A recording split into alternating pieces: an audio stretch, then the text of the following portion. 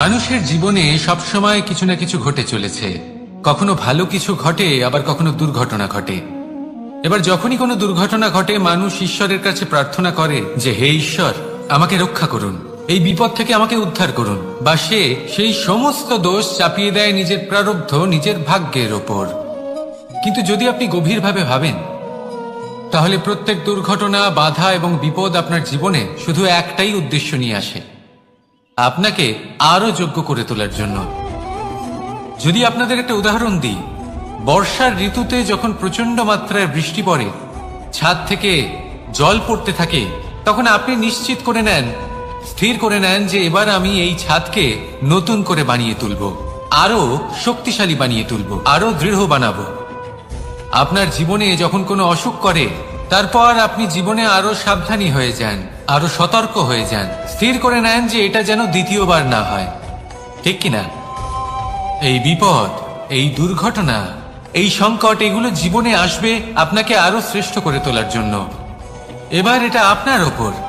আপনি একে ভাগ্যের পরিহাস বলে মনে করবেন, নাকি ঈশ্বরের সংকেত মনে করবেন, যিনি আপনাকে আরো শ্রেষ্ঠ করে তুলতে চান। সিদ্ধান্ত আপনারই। আসুন আর আমার সাথে ভালোবেসে বলুন, রাধা রাধা। এই সংসারে যখনই দুজন মানুষ একত্রিত হয়ে কোনো সমস্যার বিষয়ে আলোচনা করেন, তখন হয় সবার শেষে কোনো না কোনো সমাধান বের করেন, বা কোনো না কোনো বিবাদ করেন। এই বিবাদ হলো মনুষ্য জীবনের সব থেকে বড় ঝামেলা, সব থেকে বড় সমস্যা। ভেবে দেখুন, এই বিবাদ কেন হয়? তখনই হয় যখন বার্তালাপ ঠিকমতো হয় না। আর বার্তালাপ ঠিকমতো কেন হয় না? কারণ বেশিরভাগ সময় মানুষ একটাই ভুল করে বসে। সামনের মানুষের কথা শোনেন, কিন্তু তার উত্তর দেবার জন্য, তার কথার মর্ম বোঝার জন্য নয়। কিন্তু যেদিন থেকে, যে মুহূর্ত থেকে আপনি এটা শিখতে শুরু করে দেবেন যে আমি অপরের কথা শুনব, কিন্তু সেটা বোঝার জন্য, তাকে উল্টে জবাব দেবার জন্য নয়, সেদিন থেকেই বিবাদের সমাপ্তি ঘটবে আর বার্তালাপ স্পষ্ট হয়ে যাবে। দেখুন, হয় সামনের মানুষের কথা বুঝতে শিখুন, বা নিজের বক্তব্য ভালোভাবে সামনের মানুষটাকে বুঝিয়ে বলুন। বার্তালাপ নাকি বিবাদ, আপনি কোনটা চান? সিদ্ধান্ত আপনার। আসুন আর আমার সাথে ভালোবেসে বলুন, রাধা রাধা। অনেক সময় আমাদের মনে এই ভাবনা আসে যে আমাদের নিরীহ স্বভাবের সুযোগ নিয়ে এই সংসারের মানুষ শুধু আমাদের দুঃখই দেয়। কতবার এমন মনে হয় যে আমরা সবাইকে সাহায্য করার জন্য এগিয়ে যাই, আর সকলে আমাদেরই দোষ দেয়। অনেক সময় এমন মনে হয় যে আমরা শুধুই সৎকর্ম করি, সকলের ভালো চাই, কিন্তু সকলে আমাদেরই বিষয়ে খারাপ কথা বলতে থাকে। দুঃখ হয়, কিন্তু আমাদের এটা ভেবে দেখা উচিত যে মানুষ আম গাছের গায়ে পাথর ছোড়ে, শাল গাছের গায়ে পাথর কেন ছোড়ে না? কারণ এই আম গাছে পাওয়া যায় মিষ্টি এবং সুস্বাদু ফল। অন্যদিকে শাল গাছ থেকে আমরা কি পাই? শুধুই কাঠ। তাই যদি আপনাকে কেউ কথা শোনায়, আপনাকে কোনো কিছুতে বাধ্য করার চেষ্টা করে, আপনার বিষয়ে অনুচিত কথা বলে, তাহলে নিশ্চয়ই আপনার মধ্যে এমন বিশেষ কিছু আছে যা তাদের মধ্যে নেই। নিজের মধ্যে আত্মবিশ্বাস বাড়িয়ে তুলুন, ধন্যাত্মক ভাব আনুন, সৎকর্ম করতে থাকুন। কোনো কটুতা এই মনে প্রবেশ করতে দেবেন না। এই মন সুপ্রসন্ন হয়ে বলবে, রাধা রাধা। এই হলো এক আম গাছ, আর খুব যত্ন সহকারে আমি এটা বড় করেছি। প্রথমে বীজ বপন করেছি, তারপর সিঞ্চন করেছি, তারপর এর থেকে অঙ্কুর বেরিয়েছে, তারপর দিন প্রতিদিন আমি এতে জল দিয়েছি। আস্তে আস্তে ওর পাতা বেরিয়েছে, তারপর ও একটা গাছের আকার ধারণ করেছে। এইভাবেই যদি প্রতিদিন আমি ওর দেখাশোনা করি, তাহলে নিশ্চিত রূপে এর শিকড় আরো দৃঢ় হবে এবং একটা বিশাল গাছের আকার ধারণ করবে, যার থেকে কিছু ডাল জন্ম নেবে, আর তাতে আমি পাবো কিছু মিষ্টি সুস্বাদু আম ফল। এবার আম তো সকলের প্রিয়, সকলের পছন্দের ফল, সকলে খেতে চান। কিন্তু আম পাওয়ার জন্য আগে আপনাকে সেই গাছের যত্ন নিতে হবে। যদি আপনি গাছ লাগিয়ে তারপর ভুলে যান, তাহলে সেই গাছের কি হবে? তার অস্তিত্বটাই মুছে যাবে, তাই না? আমাদের সম্পর্কগুলো কিছুটা এরকমই হয়। যদি সম্পর্ক জুড়ে আপনি ভুলে যান, তাহলে তার অস্তিত্বই মুছে যাবে। তাই শুধুই সম্পর্ক গড়বেন না, তাকে পালনও করুন। নিশ্চিত রূপে আপনার এই সম্পর্করূপী বৃক্ষের ডালে আনন্দের মিষ্টি সুস্বাদু আম ফল নিশ্চয়ই পাওয়া যাবে। তাহলে প্রত্যেক দিন প্রত্যেক সম্পর্ক পালন করুন, তার থেকে আনন্দ লাভ করুন। এই মন ভালোবেসে বলবে, রাধা রাধা। হাস্য, হাসি জীবনে অত্যন্ত মূল্যবান হয়। কথায় আছে যে হাসি এবং হাস্য আমাদের জীবনে ওষুধের মতো কাজ করে, আমাদের সুস্থ রাখে, আমাদের জীবনের অনুভূতিগুলিকে আরো সুন্দর করে তোলে। কিন্তু প্রত্যেক ওষুধের মতোই এর সাথেও এটাই হয়। প্রত্যেক ওষুধ সঠিক সময়ে, সঠিক মাত্রায়, সঠিকভাবে গ্রহণ করতে হয়। যদি এরকম না হয়, তাহলে এই ঔষধও শরীরের ক্ষতি করে দিতে পারে। এবার আপনি ভাবতে পারেন, হাসি থেকে কিভাবে ক্ষতি হতে পারে? আপনি যদি অন্য কারোর উপরে হাসেন, তাহলে হয়তো তার মনে কষ্ট হতে পারে, তার অন্তরের মিত্র হয়তো শেষ হয়ে যেতে পারে, আর অন্তরের শত্রু জেগে উঠতে পারে। কিন্তু এটাই যদি আমরা সকলকে সাথে এনে সকলের সাথে হাসি, তাহলে হয়তো আমাদের অন্তরের এই হৃদয়ের ভেতরে লুকিয়ে থাকা যে শত্রু, তা শেষ হয়ে যেতে পারে, আর অন্তরের বন্ধুসত্তা প্রকাশিত হতে পারে। ঠিক কি না? এবার আপনাকে উদাহরণ দিই। যখন দ্রৌপদী দুর্যোধনকে নিয়ে হেসেছিল, তখন তা মহাভারতের সৃষ্টির কারণ হয়েছিল। কিন্তু সেইখানেই যখন পার্থ আর মাধব একসাথে বসে মৃদুমন্দ হাসতেন, তখন ধর্ম স্থাপন করা হয়েছিল। তা আপনি কি চান? কাউকে নিয়ে হেসে তাকে আঘাত করতে চান, নাকি সকলকে একসাথে এনে তাদের হাসিয়ে তুলে ধনাত্মক প্রভাব ফেলতে চান? সিদ্ধান্ত আপনার।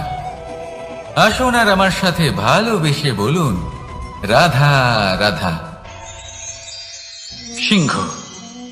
কথায় আছে সিংহ হলো বনের রাজা। কিন্তু যখন সিংহের তথা বনের রাজার খিদে পায়, তখন তাকেও বাইরে এসে কর্ম করতে হয়। কোন হরিণ নিজে সিংহের সামনে এসে এটা বলে না যে, আরে আপনি হলেন বনের রাজা, আপনি আমাকে ভোজন রূপে গ্রহণ করুন, আমি নিজের প্রাণদান করতে প্রস্তুত রয়েছি। এমন তো কখনোই হয় না।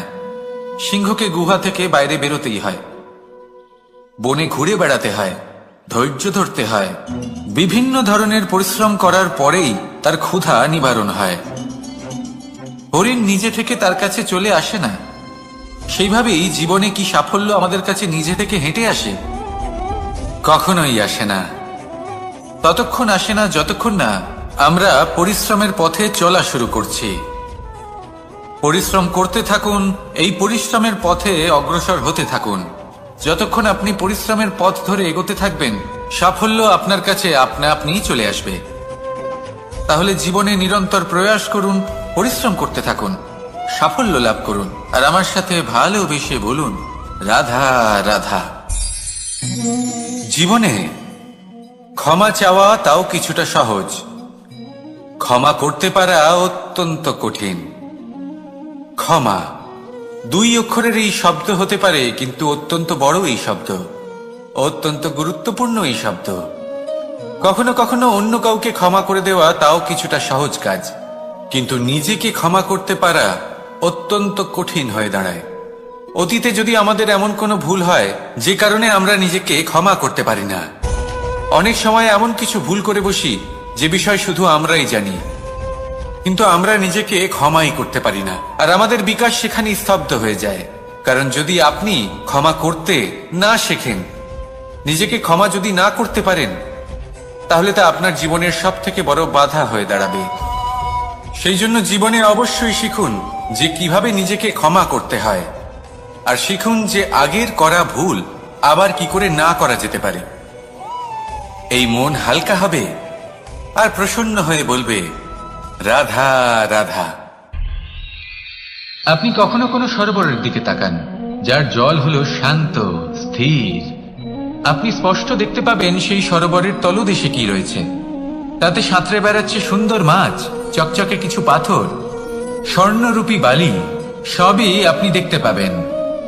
কিন্তু যখনই আপনি একটা ছোট্ট পাথর তুলে সেই জলে ছুঁড়ে ফেলবেন, তখন সেই জল বিচলিত হবে আর সেই স্পষ্টতা ন্যূনতম হয়ে যাবে। তারপর কিছুই স্পষ্টভাবে দেখা যাবে না। এই ঘটনা মানুষের সাথেও ঘটে।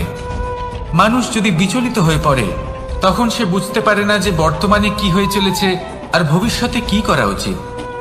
কিন্তু সেই মানুষ যদি শান্ত থাকেন, স্থির থাকেন, ধন্যাত্মক থাকেন, তাহলে নিশ্চিত রূপেই বুঝতে পারবেন যে বর্তমানে কি করতে হবে আর ভবিষ্যতে কি করতে হবে।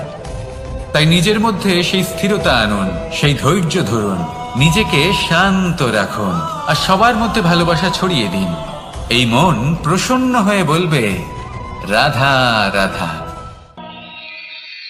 সম্পর্ক এ হলো এক বন্ধন যা আমাদের এক সূত্রে বেঁধে রাখে। কিন্তু এমন কিছু ব্যক্তি থাকেন যারা এই সম্পর্কের বিষয়ে নিজস্ব একটা ধারণা করে ফেলেন যে সম্পর্ক এরকম হওয়া উচিত, সম্পর্ক সেরকম হওয়া উচিত। আমি এই সম্পর্কের জন্য কত কিছু করেছি এই ব্যাখ্যা করতে থাকেন আর তার বদলে অনেক কিছু প্রত্যাশাও করেন। কিন্তু সত্য হলো এটাই যে সব সম্পর্ক একরকমের হয় না, কিন্তু প্রত্যেক সম্পর্কের একটা বিশেষত্ব থাকে। যেমন চোখ আর নাকের এই সম্পর্ককেই দেখুন। চোখের সব থেকে কাছে কে আছে? নাক আছে। কিন্তু এই চোখ দিয়ে এই নাককে আমরা দেখতেই পাই না। তবে কি ধরে নেব এই সম্পর্কের কোনো মূল্য নেই? এমনও নয়। ঠিক এইভাবেই যদি কোনো ব্যক্তি তার আবেগ আপনার কাছে ব্যক্ত করতে না পারেন বা প্রকট করতে না পারেন বা আপনাকে বোঝাতে না পারেন, তাহলে তার মানে এটা নয় যে তার সাথে আপনার সম্পর্কের তিক্ততা রয়েছে। এমনটা কখনোই নয়।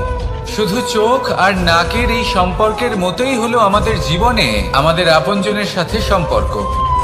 যদি কারোর ব্যবহার আপনার প্রতি অনুচিত হয় বা যদি কেউ অনুপস্থিত থেকে থাকে বা কেউ যদি আপনাকে বুঝতে না পারেন, তাহলে তার অর্থ এটা নয় যে আপনি সেই সম্পর্ক ভেঙে ফেলবেন। বুঝুন, আপনার জীবনে তার গুরুত্ব কোথায় আর তার জীবনে আপনার।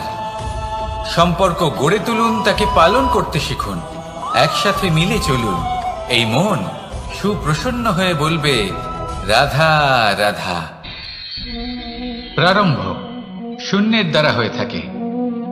তা সে ব্রহ্মাণ্ডই হোক, পৃথিবীই হোক, আদি ইত্যাদিই হোক, সবাই নিজের অস্তিত্ব শূন্য থেকে লাভ করে। এই শূন্য যার নিজের কোনো অস্তিত্ব নেই, কিন্তু সে সকলকে অস্তিত্ব দান করে থাকে। আমাদের এই শূন্যের মতো হতে হবে। যে আমাদের সাথে যুক্ত হবে তাদের অস্তিত্ব অনেক বেশি প্রখর হবে, বিশাল হবে, শ্রেষ্ঠ হবে। কিন্তু যেই আমরা তাদের থেকে দূরে যাব, তারা আমাদের উপস্থিতির আভাস পাবে, আমাদের গুরুত্ব বুঝতে পারবে। শূন্যই হলো সূত্রপাত, শূন্যই হলো সমাপ্তি। শূন্যকে কেউ যতই ছোট মনে করুক, কিন্তু এই শূন্য অত্যন্ত গুরুত্বপূর্ণ। তাই এই শূন্যের মতো হয়ে উঠুন আর আমার সাথে ভালোবেসে বলুন, রাধা রাধা। সাগরের ঢেউ সমুদ্র তটে ধাক্কা খেয়ে, পাথরের সাথে ধাক্কা খেয়ে তার আকার বদলে দিতে পারে। বিভিন্ন আকারের পাথরে এদের ঘষে ঘষে গোলাকার বানিয়ে দিতে পারে। কিন্তু এই সাগরের ঢেউ এদের নিজেদের আকার কখনো বদলায় না। কিন্তু এমন কেন? কারণ এরা বিচ্ছিন্ন হয়েও আবার একত্রিত হতে জানে। অর্থাৎ যখন এরা বিচ্ছিন্ন হয় তখন মতভেদ অবশ্যই, কিন্তু আবার একত্রিত হওয়া হলো এদের একতার প্রতীক। দেখুন, ঝগড়াঝাটি, তর্ক বিতর্ক, মতভেদ এগুলো জীবনের অভিন্ন অঙ্গ, কিন্তু এদের কখনো মনে প্রবেশ করতে দেবেন না। যদি মনে প্রবেশ করেও ফেলে, তাদের মনে ঘর করতে দেবেন না, এদের বের করে ফেলুন। এই ঝগড়াঝাটি, তর্ক বিতর্ক, মতভেদ এদের সারা জীবন সাথে নিয়ে চলবেন না। যদি একসাথে নিয়ে চলতে চান, তাহলে সকলকে একসাথে নিয়ে চলুন, ঢেউয়ের মতো। একতায় বিশ্বাস রাখুন। একসাথে মিলে যদি এগোতে থাকেন, তাহলে অনেক দূর পৌঁছবেন। নয়তো শুধু দূরের কথা ভেবেই যাবেন। কি চান সেই সিদ্ধান্ত আপনারই। আসুন আর আমার সাথে ভালোবেসে বলুন, রাধা রাধা। এই সাগর হলো বিশাল। কথায় আছে যে জীবনের উৎপত্তি সাগর থেকেই হয়েছে। কথাটা ঠিকও। এই সাগরই আমাদের ভিন্ন ভিন্ন ধরনের বনস্পতি প্রদান করেন, মণি এবং মুক্ত প্রদান করেন। আমরা কতটা তুচ্ছ সেই বিষয়ে আমাদের উপলব্ধি ঘটান, আমাদের প্রেরণা প্রদান করেন, যাতে আমরাও সাগরের মতো বিশাল হয়ে উঠতে পারি। এই সাগরের অনেকগুলো গুণ আছে যা আমরা শিখতে পারি। আজ আমি কথা বলবো একটা বিশেষ গুণের বিষয়। বেশিরভাগ মানুষ মালিন্য, নোংরা পদার্থ, নোংরা বস্তু, অপদ্রব্য এই সাগরে ভাসিয়ে দেন। কিন্তু সাগর এই পদার্থ নিজের মধ্যে একত্রিত করে রাখেন না, এই সব নিজের ভেতর থেকে বাইরে বের করে দেন। এ হলো অত্যন্ত শ্রেষ্ঠ একটা গুণ। কিন্তু এই কাজকেও সার্থক করার জন্য সাগরেরও একটা তটের প্রয়োজন পড়ে, যেখানে সাগর এই সব বস্তু বাইরে বের করে ফেলতে পারে। আর মানুষও ভিন্ন কিছু নন। দেখুন, মানুষেরও তো একটা তটের প্রয়োজন পড়ে। এই তট, তিনি হয়তো আমাদের গুরু হতে পারেন, আমাদের মা বাবা হতে পারেন, ভাই বা মিত্র হতে পারেন, বা হয়তো সেই সমস্যাগুলি যার থেকে আমরা দূরে পালিয়ে যাচ্ছি। কারণ যখন আপনি এই সমস্যাগুলির সম্মুখীন হবেন, শেষ পর্যন্ত আপনি শিক্ষাই পাবেন। সব থেকে বেশি গুরুত্বপূর্ণ এই মনকে পবিত্র রাখা। আর তার জন্য একটাই উপায় আছে, এই মন তার মন্থন করা।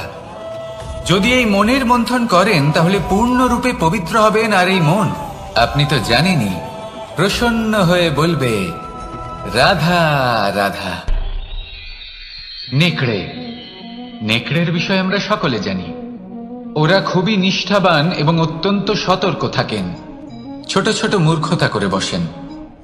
এনারা হাড় চিবোতে খুব ভালোবাসেন, কিন্তু চিবোতে চিবোতে এদের মাড়ি ছড়ে যায়, সেখান থেকে রক্তপাত হতে থাকে।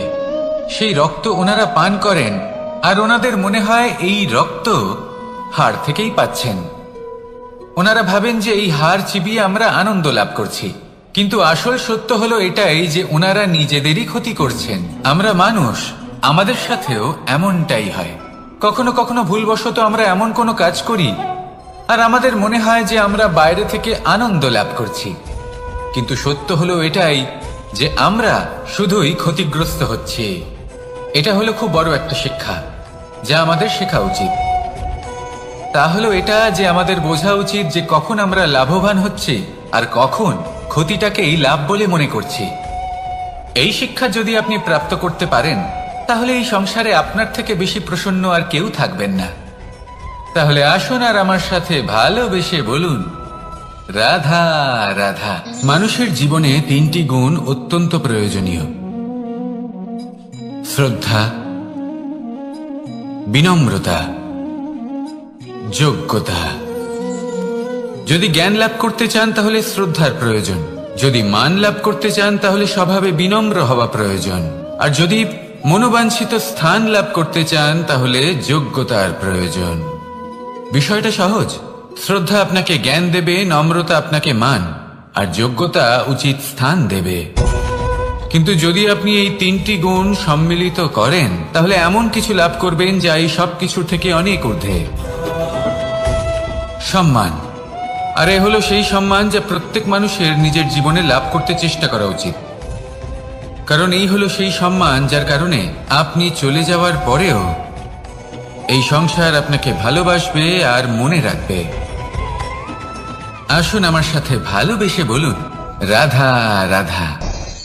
বনের মধ্যে যদি আপনি কোনো বিষাক্ত সাপ দেখেন তাহলে কি করবেন? আপনি তখনই তার থেকে দূরে পালাতে চেষ্টা করবেন। আর এটা কেন করবেন? নিজের রক্ষার্থে। এই কথা আমি নয় মেনে নিলাম, কিন্তু নিজের জীবনে এটা করেন না কেন? আপনি যেখানেই যান, যে স্থানেই যান না কেন, প্রত্যেক সময়ে প্রত্যেক মুহূর্তে এমন বিষাক্ত সাপ আপনি অবশ্যই খুঁজে পাবেন। আর সেই সাপ নয় যাদের আপনি বনে খুঁজে পাবেন, এরা হলো সেই সাপ যা আপনাকে পাপ করতে বাধ্য করবে। আপনার অন্তরের বাসনা, ক্রোধ, অহংকার, লোভ, ঈর্ষা এদের বৃদ্ধি ঘটাবে। দেখুন, বনের এই সাপ আপনাকে একবার ছেড়ে দিতেও পারে, ছোবল নাও মারতে পারে, কিন্তু এই যে পাপরূপী সাপ আছে তা অবশ্যই ছোবল মারবে। কর্ম যদি করেন তাহলে অবশ্যই ফল পাবেন। সেই জন্য যখনই কোথাও যাবেন, যদি এমন কাউকে দেখেন, যদি এমন কিছু দেখেন যে আপনাকে পাপ করতে বাধ্য করছে, তাহলে সেই মুহূর্তে সেখান থেকে পালিয়ে যান। যেমন বনের সাপ দেখে আপনি পালাতে থাকেন। সৎকর্মের রক্ষা অত্যন্ত আবশ্যক। আসুন আর আমার সাথে ভালোবেসে বলুন, রাধা রাধা। যদি কোনো সিংহ বানরের মতো গাছে চড়তে চেষ্টা করে তাহলে কি হবে? একটা মাছ যদি মাটিতে হাঁটতে চেষ্টা করে তাহলে কি হবে? তারা বিফলই হবে। কিন্তু এরকম কেন হয়? তার কারণ হলো প্রকৃতির রচনা কিছুটা এরকম। এখানে প্রত্যেকটি ব্যক্তিকে, প্রত্যেকটি প্রাণীকে আলাদা আলাদা গুণের অধিকারী করা হয়েছে এবং সকলকে একটা সীমাও প্রদান করা হয়েছে। এবার এই যে বৃক্ষ, পশু, পাখি, এদের মধ্যে সেই ক্ষমতাই নেই যে এরা নিজেদের যাচাই করতে পারবে, নিজেদের সীমাগুলো বুঝতে পারবে, নিজেদের সদ্গুণগুলো চিনতে পারবে। এরা সেটা করতে পারবে না। কিন্তু মানুষ তো আলাদা। মানুষের কাছে সেই বিশেষ শক্তি আছে যে তারা পূর্ণরূপে নিজেদের যাচাই করতে পারবে, নিজেকে পূর্ণরূপে বুঝতে পারবে, নিজের দোষ, নিজের অপগুণ, নিজের সদ্গুণ, নিজেদের সীমাগুলো তারা বুঝতে পারবে। আর এটা অত্যন্ত গুরুত্বপূর্ণ। কথায় আছে যে যদি সাফল্য লাভ করতে হয় তাহলে নিজেকে যাচাই করে নিতে হবে।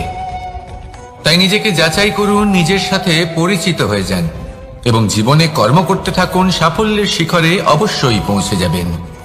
আর ওখানে যদি যান তাহলে এই মন প্রসন্ন হয়ে অবশ্যই বলবে, রাধা রাধা। অন্ধকারাচ্ছন্ন রাত্রি যদি এসে থাকে তাহলে আলোকিত প্রকাশ নিয়ে সূর্যও অবশ্যই আসে। রোগ যদি এসে থাকে তাহলে তার ওষুধও অবশ্যই আসে। সমস্যা যদি আসে তাহলে সেই সমস্যার সমাধানও নিজে থেকেই আমাদের কাছে চলেই আসে। এই সংসার, এই জীবনের শুধুমাত্র একটাই নিয়ম আছে, আর তা হলো এটাই। এই সংসার হলো একটা চক্রের মতো। এতে শাশ্বত বলে কিছু নেই, নিত্য বলে কিছু নেই। আর যা কিছুই রয়েছে সব বদলাতে চলেছে। যদি আপনার জীবনে দুঃখ থাকে, সমস্যা থাকে, যদি আপনি বিপদ দ্বারা আচ্ছন্ন, তাহলে মনে রাখবেন সবকিছু বদলে যেতে চলেছে। দুঃখের সময় কাঁদবেন না, মনকে আরো দুঃখী করে তুলবেন না, কারণ এখানে যা কিছুই এসেছে তা যাওয়ার জন্যই এসেছে। তাহলে এত চিন্তা কিসের? আনন্দ সহকারে জীবন যাপন করুন আর আমার সাথে ভালোবেসে বলুন, রাধা রাধা। রাত্রিবেলায় যখন আলোকিত জোনাকিদের দেখেন তখন মন প্রসন্ন হয়ে ওঠে। এদের দেখতে খুবই সুন্দর লাগে। আর এমন ঠিক কেন হয়? প্রথম হলো এটাই যে রাতের বেলায় চতুর্দিক অন্ধকারাচ্ছন্ন থাকে। এমত অবস্থায় যদি আমরা কোথাও একটু প্রকাশ দেখি তাহলে সেটাই আশার কিরণের ন্যায় মনে হয়। সেই প্রকাশই আমাদের মন প্রসন্ন করে তোলে। আর সেই জন্য যে সকল মানুষ রাতের বেলায় কোনো জোনাকি দেখতে পান তারা প্রসন্ন হয়ে যান। এবার কখনো কখনো জীবনে আমাদের মনে হয় যে চতুর্দিকে শুধুমাত্র অন্ধকারই হয়ে আছে। প্রত্যেকেরই তা কখনো মনে হয়। আর তখনই আমাদের নিরাশ হলে চলবে না, আমাদের দুঃখী হলে চলবে না। সেই সময় আমাদের খুঁজতে হবে নিজেদের আশেপাশে, চতুর্দিকে আর কোথাও না কোথাও আমরা প্রকাশ অবশ্যই দেখতে পাবো। আশার একটা কিরণ অবশ্যই দেখতে পাবো। কেউ এমন একটা কর্ম করেন যেটা দেখে আমরা প্রেরিত হয়ে যাই। আর এমন কোনো কর্ম যদি আপনারা করেন তাহলে সেই কর্ম আপনার মনকে প্রসন্ন ভাব, আনন্দ এবং ভালোবাসা দ্বারা ভরিয়ে তুলবে। আপনার অন্তরে সেই অন্ধকারের অন্ত করবে, দুঃখেরও অন্ত করবে। আর এই মন প্রসন্ন ভাব নিয়ে বলবে, রাধা রাধা। মনুষ্য জীবনের সবথেকে বেশি গুরুত্বপূর্ণ বিষয় হল মনের একাগ্রতা।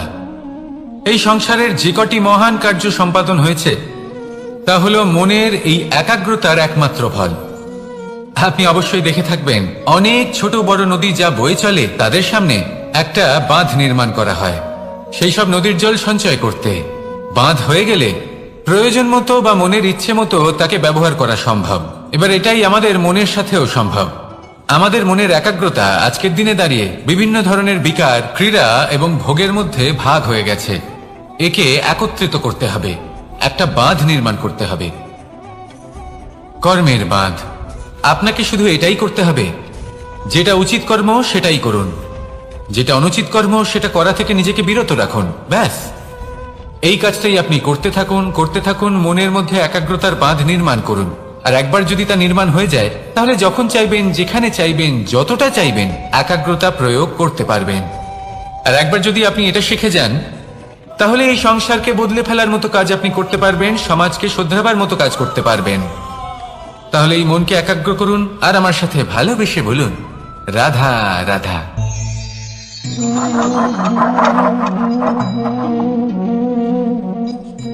কোনো ব্যক্তিকে নিশ্চয়ই দেখেছেন যিনি নিজে কাঠ কাটার এই কাজে নিপুণ এবং অভিজ্ঞ।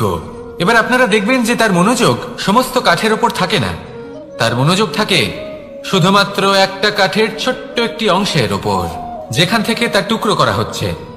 কিন্তু সেটা উনি কেন করেন? যদি এটা উনি না করেন তাহলে সেই কাঠ সঠিক পদ্ধতি এবং তাড়াতাড়ি কাটা যাবে না। জীবনেও তাই হয়ে থাকে। আপনি হয়তো কোনো লক্ষ্য স্থির করেছেন বা পথ নির্বাচন করেছেন বা কাজ স্থির করেছেন যেটা আপনি করেই ছাড়বেন। তাহলে নিজের সম্পূর্ণ মনোযোগ শুধুমাত্র তার উপর কেন্দ্রীভূত করুন। যদি আপনার মন এদিক ওদিক তাকাতে থাকে, অস্থির হয়ে পড়ে, বিচলিত হয়ে পড়ে, যদি তা হয়ে থাকে তাহলে আপনি অবশ্যই অসফল হবেন। তাই কর্মঠ থাকুন, নিরন্তর কর্ম করতে থাকুন এবং পূর্ণ মনোযোগ দিয়ে নিজের কাজ করুন। নিজের পথে অগ্রসর হন বা নিজের লক্ষ্য প্রাপ্ত করতে চেষ্টা করুন। তারপর দেখুন কি হয়, কিভাবে উচিত পথে এবং তীব্র গতিতে আপনার লক্ষ্য আপনার কাছেই পৌঁছে যায়। আর আপনার এই মন প্রসন্ন হয়ে বলে, রাধা রাধা।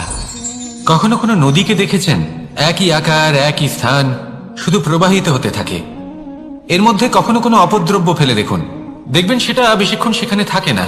সেটা নদীর সাথে বইতে থাকে আর বয়ে যেতে যেতে সাগরে সমাহিত হয়ে যায় আর শেষ পর্যন্ত সাগর সেটাকে তটে ফেলে দেয়। কিছুটা এমন হওয়া উচিত আমাদের বিচারধারাও। এক স্থানে তা স্থগিত হওয়া উচিত নয়, এটা সবসময় প্রবাহমান হওয়া উচিত। তবেই আমাদের চেতনা, আমাদের মূল্যবোধ এবং আমাদের স্মৃতি এই তিনটি শ্রেষ্ঠ থাকবে। আর এটাই হলো পুকুর এবং নদীর মধ্যে পার্থক্য। নদীতে জল সবসময় বয়ে চলে, সেই জন্য পবিত্র থাকে, শুদ্ধ থাকে এবং পরিষ্কার থাকে। আর সেখানে এই পুকুরের তলদেশে সব জমা হতে থাকে আর সেই জন্য তা অপবিত্র হয়ে যায়। তাই সবসময় এই বিচারধারা প্রবাহমান রাখুন। যদি মনে কোনো ভাবনা চলে আসে, সেখানেই থেকে যায় এবং বিদ্যে থাকে, তাহলে তা বের করে দিন, তাকেও বয়ে যেতে দিন এবং তার যা উত্তর হবে তা সময়ের সাথে আপনার সামনেই চলে আসবে। শুধুই নদীর মতো প্রবাহমান হন আর আমার সাথে ভালোবেসে বলুন, রাধা রাধা। এই সংসারে সাফল্য লাভ করার জন্য জ্ঞানের প্রয়োজন হয়, পরিশ্রমের প্রয়োজন হয়, দৃঢ় নিষ্ঠার প্রয়োজন হয়, নিরন্তর চেষ্টা করা প্রয়োজনীয়। কিন্তু আরো কিছু আছে যা অত্যন্ত প্রয়োজনীয় এবং গুরুত্বপূর্ণ।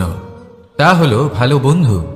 তাদের থাকা অত্যন্ত প্রয়োজনীয়। যদি ভালো বন্ধু থাকে তাহলে সময় এলে তারা ঢাল হয়ে আপনাকে সুরক্ষা করবেন। সময় এলে অস্ত্রের মতো শত্রুকে সংহারও করবেন। যদি তিনি জ্ঞানী হন, তাদের মধ্যে সদ্গুণ থাকে, তাহলে এই সব গুণ আপনার মধ্যেও প্রবেশ করবে। তাহলে সাফল্যের জন্য ভালো বন্ধু পাওয়া অত্যন্ত প্রয়োজনীয়। কিন্তু শুধু বন্ধু কেন, ভালো শত্রুও থাকা প্রয়োজনীয়। এবার আপনি ভাববেন, আমি কি বললাম? যদি আপনার জীবনেও ভালো অর্থাৎ শক্তিশালী শত্রু থাকে, তাহলে আপনিও শক্তিশালী হতে থাকবেন। এই শত্রু আপনাকে প্রেরিত করবে আরো বেশি শক্তিশালী হয়ে ওঠার। কখনো কোনো হরিণকে দেখুন, তীব্র গতিতে দৌড়তে থাকে। কেন তীব্র গতিতে দৌড়য়? এই কারণে নয় যে কোথাও তার জন্য মধুর ঘাস অপেক্ষা করে রয়েছে, না। সে এই কারণে তীব্র গতিতে দৌড়য় কারণ সেটা না করলে তার পেছনে একটি সিংহ আছে যে ওকে নিজের ভোজন করে ফেলবে। তাই জীবনে বিপদ, সংকট, এই সবকিছুও হলো অত্যন্ত গুরুত্বপূর্ণ।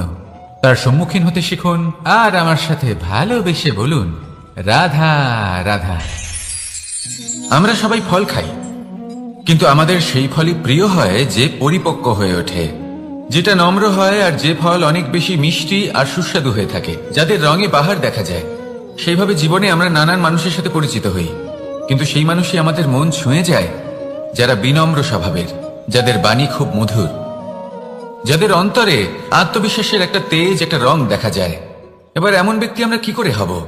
ঠিক সেইভাবেই যেমন একটা ফল রোদ, বর্ষা, শীত, বায়ু এই সকল সংকটময় পরিস্থিতির সম্মুখীন হয়ে পরিপক্ক হয়ে ওঠে, সেইভাবেই মানুষ সংকটময় পরিস্থিতির সম্মুখীন হয়ে পরিপক্ক হয়ে ওঠেন। যদি এই সংকটের সম্মুখীন হন তাহলে অভিজ্ঞ হবেন, আর এই অভিজ্ঞতাই শিক্ষা দিয়ে যাবে।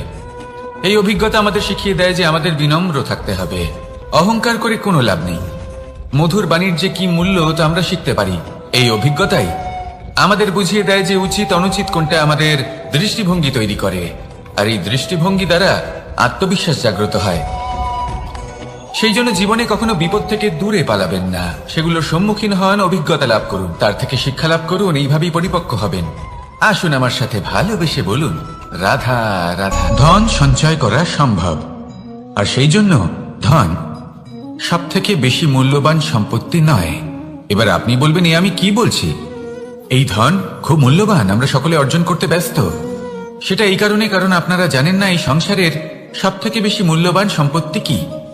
এ হলো সেই সম্পত্তি যা কখনো সঞ্চয় করা সম্ভব নয়।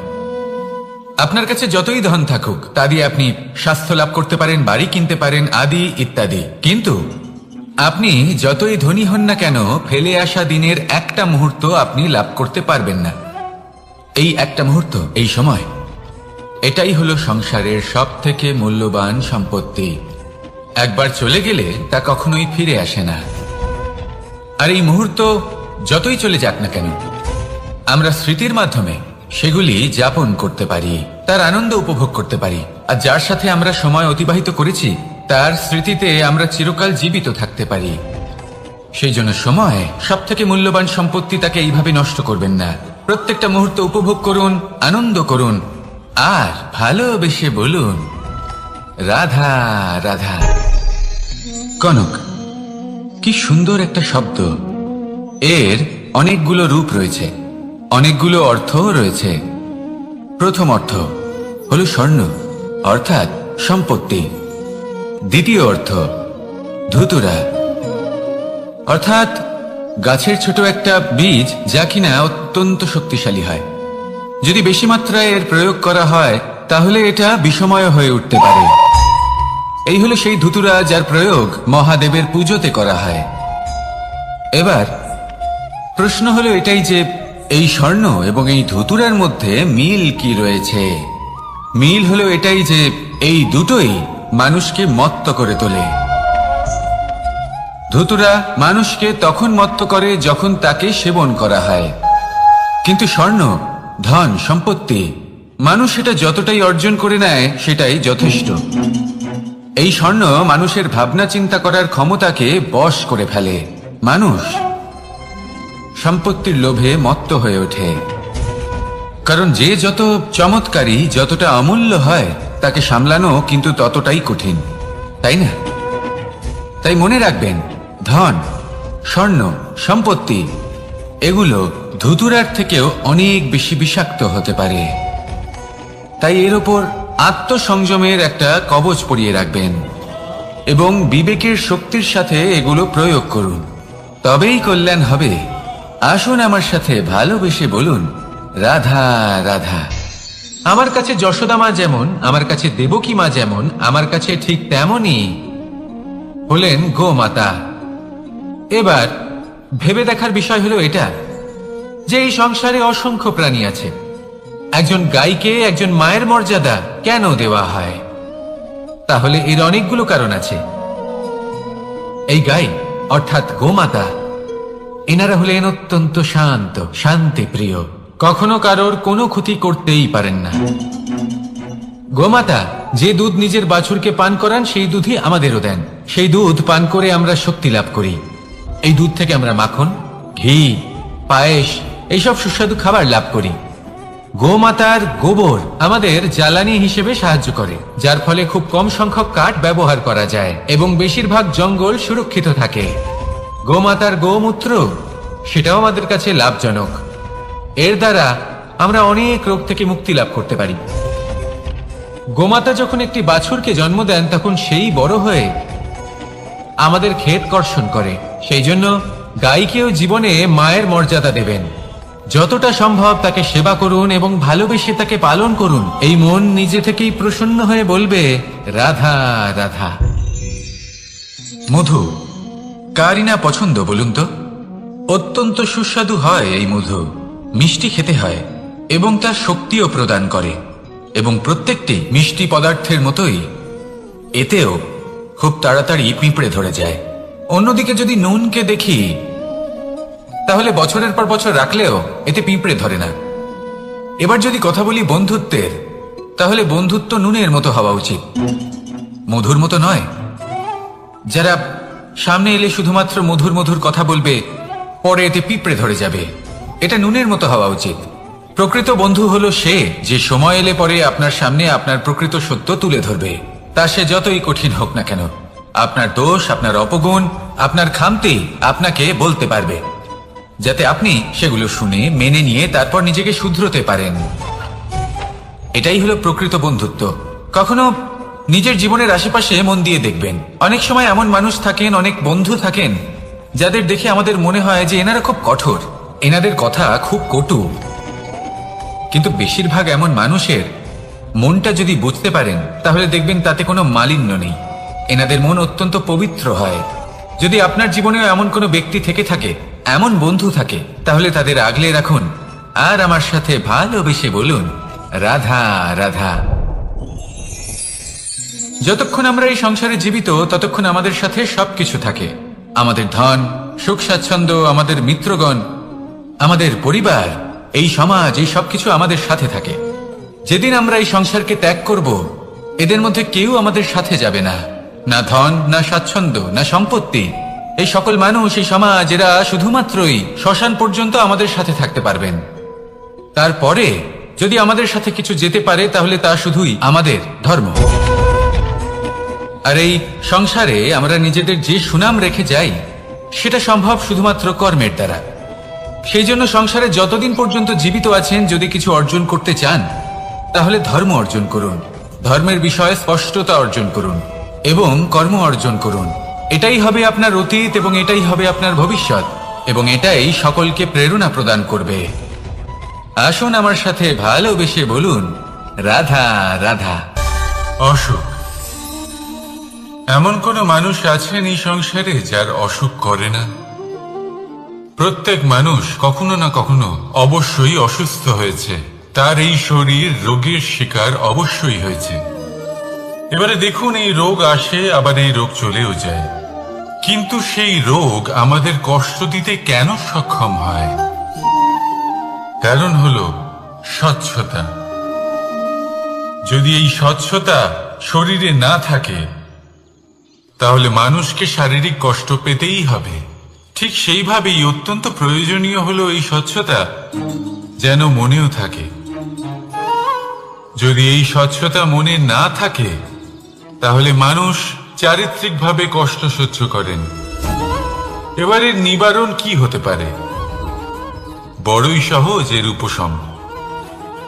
যদি রোগ শরীরে হয় তাহলে সর্বপ্রথম স্বচ্ছতা বজায় রাখতে শিখুন, এই শরীরকে পরিষ্কার রাখতে শিখুন। বিচক্ষণতার সাথে এই রোগের সম্মুখীন হন, ভয় পাওয়ার কোনো দরকার নেই। ব্যায়াম করতে থাকুন, সব ঠিক হয়ে যাবে। সেইভাবেই যদি এই অসুখ মনে হয় তাহলে কি করা যায়? সর্বপ্রথম তার আধারের উপরে নজর দিন। আপনার এই আধারই হলো আপনার আহার। যা আপনি আহার করবেন সেরকমই মানুষ হয়ে উঠবেন, সেইভাবেই আপনি যেরকম ভাবেন সেরকমই মানুষ হয়ে উঠবেন। সেই জন্য নিজের ভাবনাকে শুভ করুন, নিজের দৃষ্টিভঙ্গিকে শুভ করে তুলুন, সবকিছু সঠিক হবে। আপনার আমার সবার মধ্যেই এক রাক্ষস বাস করে, তার সম্মুখীন হন, তাকে পরাস্ত করুন। তাহলে এই রোগ সে শরীরেই হোক বা মনের মধ্যে, যদি সঠিক সময় তাকে আটকানো না যায় তাহলে যে কোনো সময় তা মহামারীর রূপ ধারণ করবে। গেলে এই অভিজ্ঞতা আমাদের সেই শিক্ষা দেয় যার জন্য আমরা সুখের দিকে উচিতভাবে অগ্রসর হতে পারি। সেই জন্য জীবনে যখনই দুঃখ আসবে, দুঃখের এই সময় আসবে, তখন হতাশ হবেন না। বোঝার চেষ্টা করুন এই পরিস্থিতি কেন এসেছে, কি শিক্ষা দিতে এসেছে। যদি আপনি সেই জ্ঞান লাভ করেন, সুখের পথে অগ্রসর হন, তাও উচিত রূপে, তাহলে এই অভিজ্ঞতার উদ্দেশ্য পূরণ হয়ে যায়। তাহলে আসুন আর আমার সাথে ভালোবেসে বলুন, রাধা রাধা। জীবনে শিখরে পৌঁছানোর জন্য মানুষের কি প্রয়োজন হয়ে থাকে? সিঁড়ির। কিন্তু তাও প্রত্যেক মানুষ, প্রত্যেক ব্যক্তি শিখরে পৌঁছতে পারেন না। এর কারণ কি? কারণ একটা হতে পারে যে মানুষ কল্পনা করতে থাকেন কিন্তু সিঁড়ি খুঁজে পান না। কিছু মানুষ খুঁজে নেন, কিন্তু তা পেয়ে এতটাই প্রসন্ন হয়ে যান যে তারপর আর কোনো কর্মই করেন না। খুব সোজা ব্যাপার। অনেক মানুষ সিঁড়ি খুঁজে পান না, আর যদি পেয়েও যান তাও যতক্ষণ না তাতে চড়ছেন সেই শিখরে পৌঁছবেন কি করে? যতক্ষণ না আপনি পরিশ্রম করছেন, যতক্ষণ না সেই সিঁড়িতে আপনি চড়ছেন, যতক্ষণ না ক্লান্ত হচ্ছেন, আপনার পায়ে হাঁটুতে ব্যথা না হচ্ছে, ততক্ষণ এই শিখরে পৌঁছানোর সৌভাগ্য লাভ করতে পারবেন না। তাহলে কল্পনার সাথে কর্ম করুন, পরিকল্পনার সাথে পরিশ্রম করুন, সবকিছু পাবেন। আসুন আমার সাথে ভালোবেসে বলুন, রাধা রাধা। শক্তি এক অত্যন্ত বিচিত্র বস্তু, বা বলতে পারেন অনুভূতি। পিতা সবসময় চান যেন তিনি তার শক্তি পুত্রকে। আসুন আপনাকে সহজে বোঝাই। যদি আপনি সুপাত্র হন আর আপনাকে শক্তি দেওয়া হয়, তাহলে আপনি সেই শক্তির গুরুত্ব বুঝবেন, কোথায় সেই শক্তি প্রয়োগ করা উচিত সেটা বুঝবেন। আর এটা যেহেতু অর্জন করা শক্তি হবে, সেই শক্তির অপব্যবহার হবে না। কিন্তু যদি এই আপনি কুপাত্র হন আর যদি আপনাকে এই শক্তি দেওয়া হয়, তাহলে কি হবে? দেখতে গেলে এই শক্তি আপনি দান হিসেবে পেয়েছেন, তাই না আপনি এই শক্তির গুরুত্ব বুঝবেন আর না এর প্রয়োগ আপনি জানবেন। তার অপব্যবহার হওয়া সুনিশ্চিত। তাই যদি আপনি কোনো শক্তি অর্জন করতে চান, তাহলে আগে তার যোগ্য হয়ে উঠুন। পুত্র নয়, পাত্র হয়ে উঠুন। আর আমার সাথে ভালোবেসে বলুন, রাধা রাধা।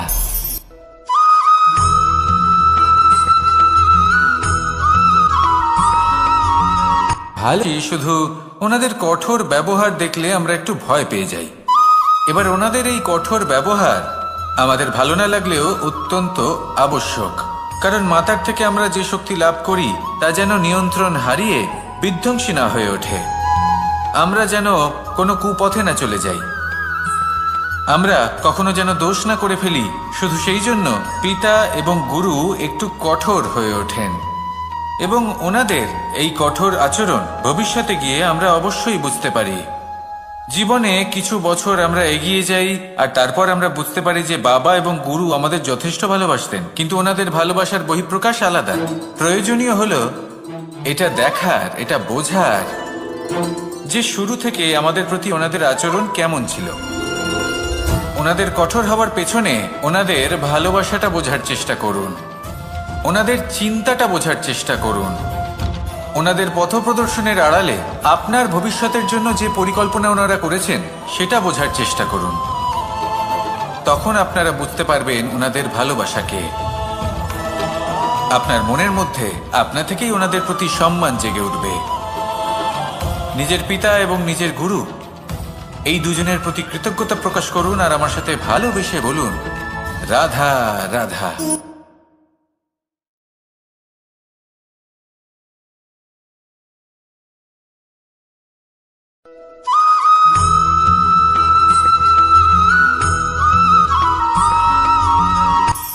কখনো কোনো বাগানের কোনো বৃক্ষকে দেখেছেন যেখানে সুগন্ধি ফুল থাকে, রসালো ফল থাকে?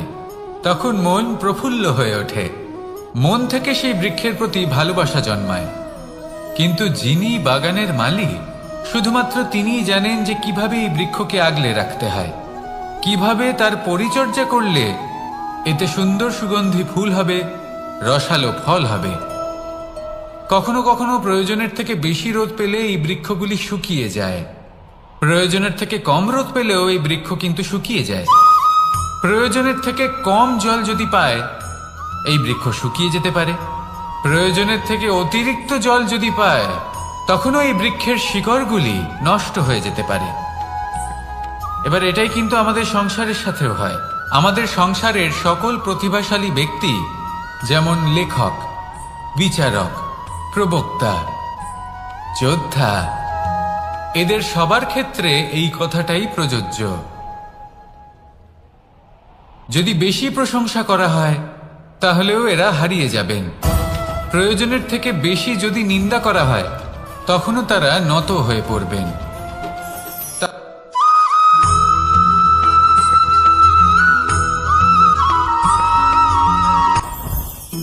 জীবনে কিছু শেখা অত্যন্ত গুরুত্বপূর্ণ। এবার কি কি শিখতে হবে সেই সব শেখানোর জন্য অনেক শিক্ষক রয়েছেন, কিন্তু কি শিখবেন না আর কি করবেন না এটা আমাদের নিজের অভিজ্ঞতা দিয়ে শিখতে হয়। কিন্তু তার মানে এটা নয় যে যদি আপনাকে শিখতে হয় যে আগুনের তাপ কতটা, আপনাকে আগুনের মধ্যে হাত দিতে হবে। না, অন্য কারোর অভিজ্ঞতা দ্বারাও শিখতে পারেন। প্রশ্ন শুধুমাত্র একটাই যে আপনি কি শিখতে চান নাকি চান না। যদি আপনি এটাই ভাবেন যে আমি শুধুই নিজের অভিজ্ঞতা দ্বারাই শিখতে চাই, তাহলে জীবনকাল ছোট মনে হবে, অনেক কিছুই শিখতে পারবেন না। তাই নিজের সাথে সাথে বড়দের অভিজ্ঞতা দ্বারাও শেখা শুরু করে দিন। এই সংসারের অভিজ্ঞতা দ্বারা শিখতে শুরু করে দিন। আর এটা নিশ্চিত রূপে শেখা আবশ্যক যে কখন কি করবেন না, কোথায় থামতে হবে আর কোথায় থামবেন না। তাহলে আসুন আর আমার সাথে ভালোবেসে বলুন, রাধা রাধা।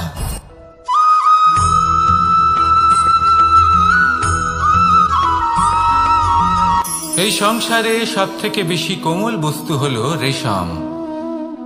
এই রেশম এতটাই কোমল হয় যে এর পুরো একটা থান শুধুমাত্র একটা হাতে ধরা সম্ভব। কখনো ভেবে দেখেছেন এই রেশম কিভাবে হয়? একটি কীট তার লালার দ্বারা উৎপন্ন হয়। এই কীট সেই রেশমকে পাক দিতে থাকে, পাক দিতেই থাকে আর আস্তে আস্তে তার মধ্যেই জড়িয়ে পড়ে। শেষে ওর এই সুন্দর অমূল্য সৃষ্টি রেশমের এই সুতো তার নির্মাণ কার্য পূর্ণ হয়, কিন্তু তাতেই ও নিজে বন্দী হয়ে যায়। নিজেরই মায়াজালের এই বন্দী গৃহে নিজেই ফেঁসে যায়। এবার এই সুতোকে ব্যবহারযোগ্য করে তোলার জন্য এই কীটগুলিকে এই কবচের সাথেই ফুটন্ত জলে ফেলে দেওয়া হয়। এই সংসারে যদি আমাদের স্বপ্ন এই সংসারের দুঃখ হরণ করার জন্য, এই সংসারে সুখ বিতরণ করার জন্য হয়, তবেই আমাদের প্রগতি সম্ভব। যদি আমাদের এই স্বপ্ন শুধুই আমাদের এবং আমাদের স্বার্থ সিদ্ধির জন্য হয়, তাহলে এই স্বপ্ন আমাদের অন্ধ করে দেবে, আমাদের অন্ধকারের পথে নিয়ে যাবে, আর আমরাও সেই কীটের মতো হয়ে যাব। নিজেদেরই মায়াজালে আমরা নিজেই ফেঁসে যাব, আর শেষে আমরা যদি কিছু লাভ করি তা হবে একাকিত্ব, অন্ধকারময় মৃত্যু। তাই স্বপ্ন অবশ্যই দেখুন, কিন্তু এমন ভাবে স্বপ্ন দেখবেন না যে তার এই বন্দিগৃহে আপনি নিজেই ফেঁসে গেলেন। স্বপ্ন দেখুন পরোপকারে।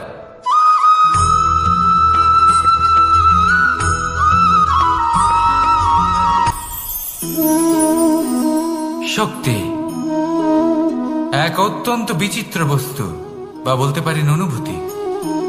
পিতা সবসময় চান যেন তিনি তার শক্তি পুত্রকে। আসুন আপনাকে সহজে বোঝাই। যদি আপনি সুপাত্র হন আর আপনাকে শক্তি দেওয়া হয়, তাহলে আপনি সেই শক্তির গুরুত্ব বুঝবেন, কোথায় সেই শক্তি প্রয়োগ করা উচিত সেটা বুঝবেন। আর এটা যেহেতু অর্জন করা শক্তি হবে, সেই শক্তির অপব্যবহার হবে না। কিন্তু যদি এই আপনি কুপাত্র হন আর যদি আপনাকে এই শক্তি দেওয়া হয়, তাহলে কি হবে? দেখতে গেলে এই শক্তি আপনি দান হিসেবে পেয়েছেন, তাই না আপনি এই শক্তির গুরুত্ব বুঝবেন আর না এর প্রয়োগ আপনি জানবেন। তার অপব্যবহার হওয়া সুনিশ্চিত। তাই যদি আপনি কোনো শক্তি অর্জন করতে চান, তাহলে আগে তার যোগ্য হয়ে উঠুন, পুত্র নয় পাত্র হয়ে উঠুন। আর আমার সাথে ভালোবেসে বলুন, রাধা রাধা।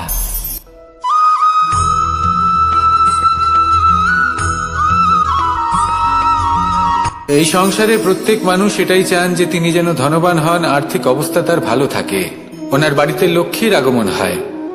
কিন্তু সেটা হবে কি করে, সেটাই হলো প্রশ্ন।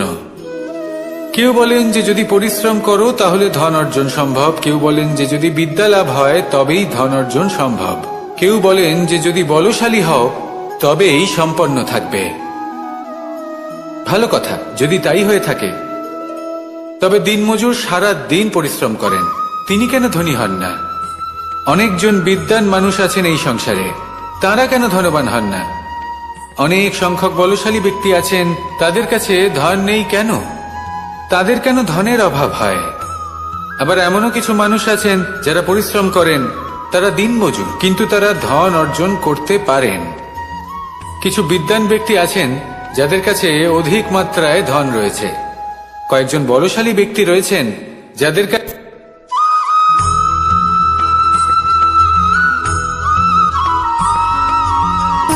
সুখ, দুঃখ এবং শক্তি, এই তিন হলো এই সংসারের ত্রিদেবের মতো। আমাদের জীবনে যা কিছু ঘটছে এই তিনটির ভিত্তির উপরেই হচ্ছে। আসলে এই সংসারের একটা নিয়ম আছে, যখনই আপনি কিছু লাভ করেন এই সংসার আপনার পরীক্ষা নেয়। এটা জানার জন্য আপনার পরীক্ষা নেয় যে আপনি যা কিছুই লাভ করেছেন আপনি কি আদৌ সেটার যোগ্য কিনা। ঠিক সেইভাবেই এই সুখ, দুঃখ এবং শক্তি আপনার পরীক্ষা নিয়ে থাকে। যখন সুখ আসে তখন সে আপনার পরীক্ষা নেয় যে আপনার মধ্যে অহংবোধ জাগ্রত হয়নি তো। যদি অহংবোধ চলে আসে তাহলে সুখ সেখানেই সঙ্গ ত্যাগ করে। দুঃখ আপনার ধৈর্যের পরীক্ষা নিতে থাকে, আর যদি আপনার মধ্যে ধৈর্য না থাকে তাহলে এটা আপনাকে আরো বেশি দুঃখের গভীর অন্ধকারে ঠেলে দেবে। সেখানে শক্তি পরীক্ষা নেয় আপনার বিনম্রতার। যদি আপনি বিনম্র না হন তাহলে হয় এই শক্তি আপনার সঙ্গ ত্যাগ করবে, নয় এই শক্তি বিনম্রতার অভাবে আপনার পতনের কারণ হতে পারে। এই সংসারে যে কোনো ব্যক্তি যিনি এই পরীক্ষায় উত্তীর্ণ হয়ে থাকেন এই জীবনে তিনি সাফল্য লাভ করেন। আসুন আমার সাথে ভালোবেসে বলুন, রাধা রাধা।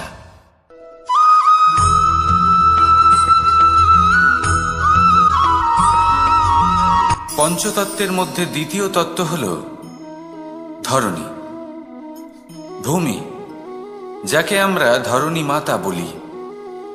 এই ধরণী ধৈর্য ধারণ করে, আর এর ওপরেই আমাদের সমগ্র সংসার নির্ভরশীল। কারণ এই ভূমি সহ্য ক্ষমতা রাখে, এর সহ্য ক্ষমতা হল অপরিসীম। সন্তান যতই আঘাত প্রদান করুক না কেন প্রেম পূর্বক সহ্য করে, আর তার বদলে অমূল্য রত্ন প্রদান করে। সন্তান যদি হাল চালায় তাহলে তার বদলে তাকে অন্ন প্রদান করে। এটাই হলো ধরণী। এবার এর থেকে আমরা কি শিক্ষা পেতে পারি? এটাই যে কারোর জন্য কিছু করা বা কাউকে কিছু দেওয়া মনে কোনো কামনা ছাড়াই। আর এই কথাটা বুঝে যান, যদি কারোর জন্য কামনা না রেখে বা কোনো পাওয়ার আশা না রেখে কারোর জন্য কিছু করেন বা কারোকে কিছু দেন, যদি এটা আপনি শিখতে পারেন তবে আপনি ভালোবাসতে শিখে গেছেন। আর সেই জন্যই এই ধরিত্রীকে মাতা বলা হয়। কারণ মাতা শুধু উনি নন যিনি গর্ভে সন্তানকে ধারণ করেন, মাতা তো উনিও যিনি জীবন বাঁচতে শেখান, যিনি জীবন বাঁচার উদাহরণ প্রদান করেন। তাহলে ধরণীর থেকে এই নিঃস্বার্থ ভাব শিখুন, নিঃস্বার্থ ভালোবাসা শিখুন, আর এই ভালোবাসার সাথেই বলুন, রাধা রাধা।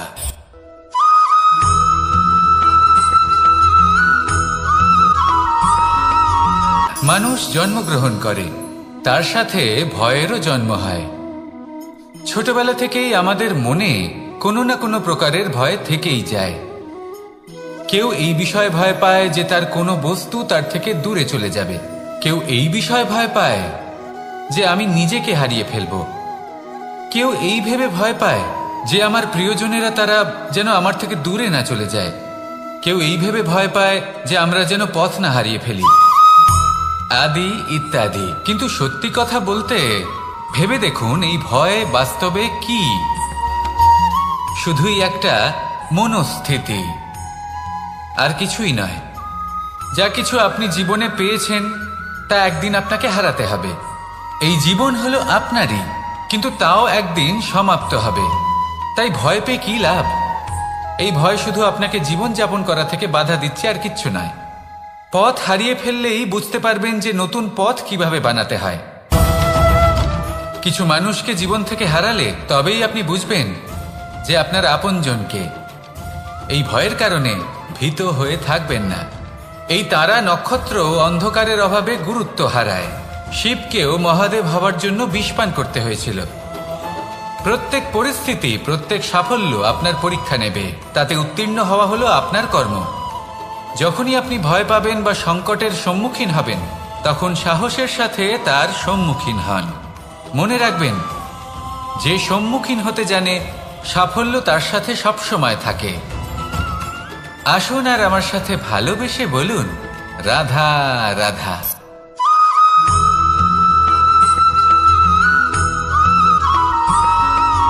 জীবনে অগ্রসর হওয়ার জন্য আমাদের কাকে প্রয়োজন হয়?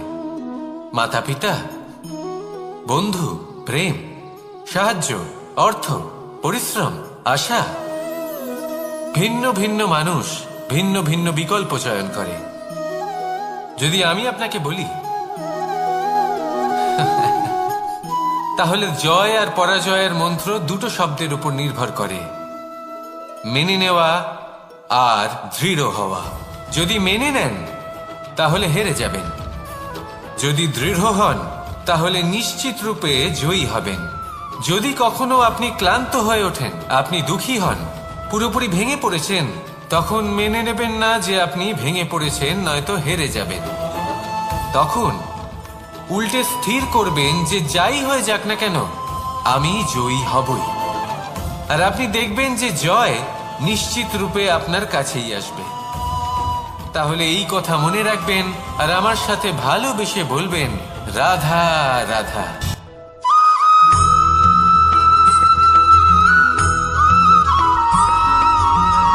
এই সংসারে কোনো বস্তু হোক বা ব্যক্তি হোক, তার একার গুরুত্ব কিন্তু খুব বেশি নয়। একটা উদাহরণ হিসেবে বৃষ্টির ফোঁটাকে ভেবে দেখুন। যদি একটি বৃষ্টির ফোঁটা হয় তাহলে তার খুব বেশি গুরুত্ব থাকে না, কিন্তু যখন সহস্র বৃষ্টির ফোঁটা মেঘের মধ্যে দিয়ে ঝরে পড়ে, তখন সেটা বর্ষার রূপ ধারণ করে। সেই বর্ষা যা এই প্রকৃতিকে শান্ত করে। সেইভাবেই পাথরের ছোট টুকরো, তার খুব বেশি গুরুত্ব থাকে না, কিন্তু যখন অসংখ্য পাথরের টুকরো একত্রিত হয় তখন তা পর্বতের আকার ধারণ করে। সেইভাবেই কিছু মানুষ যখন একত্রিত হন তখন তৈরি হয় পরিবার, কিছু পরিবার যখন একত্রিত হয় তখন তৈরি হয় সমাজ, যখন অনেক সংখ্যক সমাজ একত্রিত হয় তখন তৈরি হয় রাজ্য। এবার এই রাজ্যের সব থেকে গুরুত্বপূর্ণ ব্যক্তি হতে পারেন রাজা, কিন্তু তাও সেই রাজা একা কিছু করতে পারেন না। যুদ্ধ লড়ার সময় তারও নিজের সৈন্যদলকে প্রয়োজন পড়ে। কিন্তু এই সংসারে এমন একজন ব্যক্তি আছেন যিনি একাই সব কাজ করতে থাকেন, এবং সেই ব্যক্তি হলেন মা। আমাদের জীবনে একজন পিতার ভূমিকা কিন্তু নিঃসন্দেহে অমূল্য, কিন্তু আমাদের সকলের জীবনে যে ভূমিকা একজন মায়ের তা অন্য কারোর থাকে না। একজন মা একাই সন্তানকে বড় করতে পারেন, সংস্কারী করে তুলতে পারেন, তার জন্য পরিশ্রম করেন। আর এত কিছু কাজ করার পরেও তার কাজের জন্য তিনি প্রশংসা অবশ্য পান না। উল্টে যদি সেই সন্তান অনুচিত পথে চালিত হয়, অনুচিত কর্ম করে, তখন সেই মাকেই অপবাদের পাত্র হয়ে উঠতে হয়। আমাদের জীবনে মায়ের যোগদান কতটা সেটা বুঝুন। আপনাকে বড় করে তোলার জন্য উনি কতটা পরিশ্রম করেছেন সেটা বুঝুন। আজ থেকে, এখন থেকে, এই মুহূর্ত থেকে মাকে সম্মান করতে শিখুন। যখন সময় পাবেন, যখন সুযোগ হবে, তখন তার প্রশংসা করুন, ওনারও ভালো লাগবে। আর মায়ের এই মমতার জন্য, তার এই ভূমিকার জন্য আসুন সবাই মিলে আমরা তাকে প্রণাম করি, আর সকলে মিলে ভালোবেসে বলি, রাধা রাধা।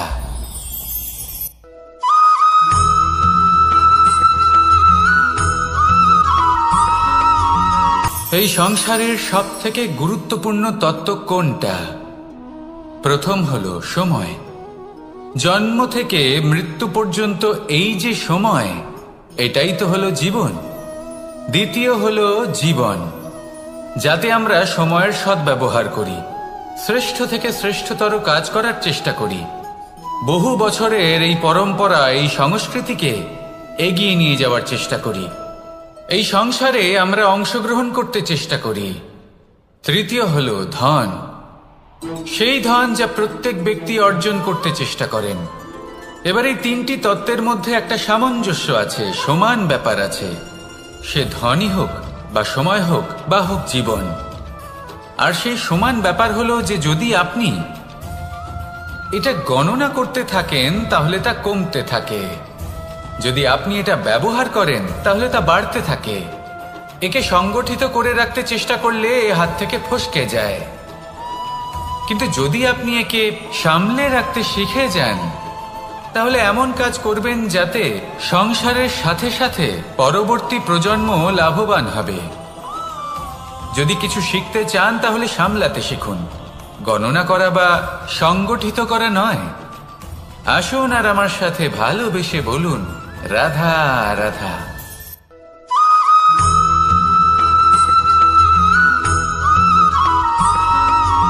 কথায় আছে, প্রত্যেক পুত্র তার পিতার প্রতিচ্ছবি হয়, আর সমস্ত প্রতিচ্ছবি চায় যেন সে তার অস্তিত্ব প্রাপ্ত করতে পারে। পুত্র চায় সে যেন তার পিতার মতো হয় বা কখনো কখনো তার থেকেও শ্রেষ্ঠ হয়। সেটা কোনো অনুচিত ব্যাপার নয়। অনুচিত তখন হয় যখন পুত্র নিজের পিতার মতো হবার স্বপ্ন পূরণ করতে গিয়ে বা তার থেকেও শ্রেষ্ঠ হওয়ার স্বপ্ন পূরণে অনুচিত পথের আশ্রয় নেয়, কারণ তারপরে সে তার পিতার গুণগুলি আত্মসাৎ করতে চায় না। সে শুধুই এটা চায় যে সংসারের চোখে যেন আমি শ্রেষ্ঠ প্রমাণিত হই। এটা অনুচিত। সংসারে এমন অনেক মানুষ আছেন যারা এই কারণে শ্রেষ্ঠ হবার চেষ্টা করেন যাতে তার পরিবারের, তার পিতার সম্মান বৃদ্ধি পায়। এমনও মানুষ থাকেন, আর এটাই হলো পার্থক্য উদ্দেশ্যের। মনে রাখবেন, যদি আপনার উদ্দেশ্য শুভ হয় তাহলে পথও শুভ হবে, যদি আপনার উদ্দেশ্য অশুভ হয় তাহলে পথও অশুভ হবে। তাহলে নিজের পিতার মতো হবার চেষ্টা অবশ্যই করুন, তার থেকেও শ্রেষ্ঠ হওয়ার চেষ্টা অবশ্যই করুন, কিন্তু মনে রাখবেন আপনার সংকল্প আর আপনার উদ্দেশ্য এই দুই শুভ হওয়া উচিত। তাহলে আসুন আর আমার সাথে ভালোবেসে বলুন, রাধা রাধা।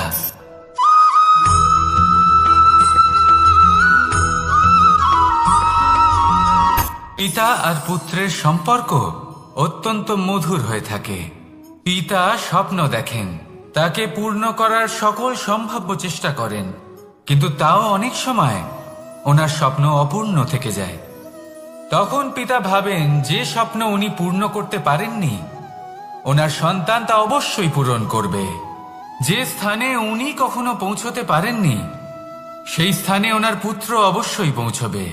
পিতা নিজের সন্তানের ভবিষ্যৎ নিয়ে সেই স্বপ্ন দেখেন, আর যখন সেই সন্তান সামনে এগোতে থাকে তখন তার দুঃখ হয় না, বরং গর্ব হয়। ওনার ভালো লাগে এটা দেখে যে ওনার সন্তান অনেক উন্নতি করছে। কিন্তু যখন সন্তান নিজের অভিভাবকের শক্তি দেখে, তার যশ দেখে হিংসা করতে থাকে, সমস্যা সেইখানেই শুরু হয়। সেই জন্য সকল সন্তানকে এটা মনে রাখতে হবে, দেখুন, পুত্র হবার সুবাদে, এক সন্তান হবার সুবাদে এটা হলো আপনার অধিকার যে আপনি আপনার পিতার থেকে বেশি উন্নতি করবেন। আপনার পিতাও এটাই চান, কিন্তু সুস্থভাবে এটা করুন। একটা রেখা টেনে নিন যাতে আপনি তাতে এগোতে পারেন আর আপনার পিতার তাতে গর্ববোধ হয়, আর সেই বিষয়ে দুঃখ না হয় যে আমার সন্তান আমাকেই ছোট করার চেষ্টা করছে। ইতিহাস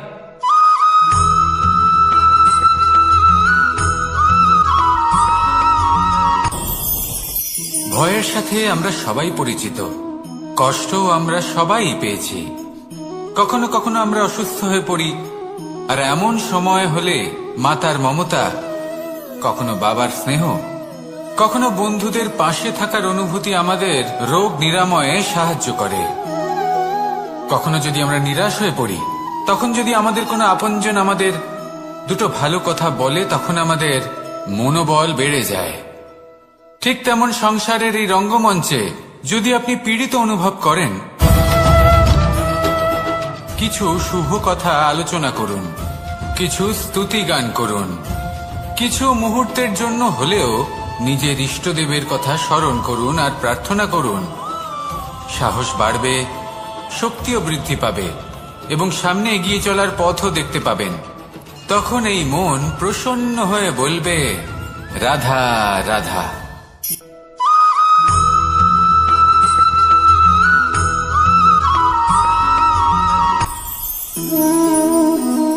শক্তি এক অত্যন্ত বিচিত্র বস্তু, বা বলতে পারেন অনুভূতি। পিতা সবসময় চান যেন তিনি তার শক্তি পুত্রকে। আসুন আপনাকে সহজে বোঝাই। যদি আপনি সুপাত্র হন আর আপনাকে শক্তি দেওয়া হয়, তাহলে আপনি সেই শক্তির গুরুত্ব বুঝবেন, কোথায় সেই শক্তি প্রয়োগ করা উচিত সেটা বুঝবেন। আর এটা যেহেতু অর্জন করা শক্তি হবে, সেই শক্তির অপব্যবহার হবে না। কিন্তু যদি এই আপনি কুপাত্র হন আর যদি আপনাকে এই শক্তি দেওয়া হয়, তাহলে কি হবে? দেখতে গেলে এই শক্তি আপনি দান হিসেবে পেয়েছেন, তাই না আপনি এই শক্তির গুরুত্ব বুঝবেন আর না এর প্রয়োগ আপনি জানবেন। তার অপব্যবহার হওয়া সুনিশ্চিত। তাই যদি আপনি কোনো শক্তি অর্জন করতে চান, তাহলে আগে তার যোগ্য হয়ে উঠুন। পুত্র নয়, পাত্র হয়ে উঠুন। আর আমার সাথে ভালোবেসে বলুন, রাধা রাধা।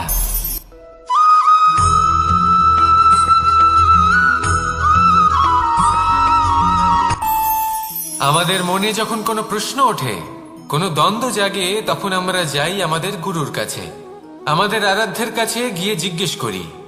এইভাবেই একদিন আমি পৌঁছলাম আমার আরাধ্যের কাছে, আমার মহাদেবের কাছে, আর ওনাকে প্রশ্ন করলাম যে, মহাদেব, জীবনে আনন্দ পাওয়ার, উৎসব পালনের, প্রেম ভাগ করে নেবার, জীবনকে উপভোগ করে নেওয়ার সর্বশ্রেষ্ঠ সময় কোনটা?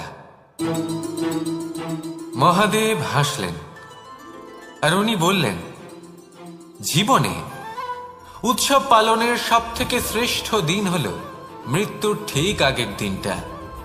প্রেম ভাগ করে নেওয়ার সব থেকে শ্রেষ্ঠ মুহূর্ত হল মৃত্যুর ঠিক আগের মুহূর্ত। জীবনকে উপভোগ করে নেওয়ার সর্বশ্রেষ্ঠ প্রহর হল মৃত্যুর এক প্রহর পূর্বে।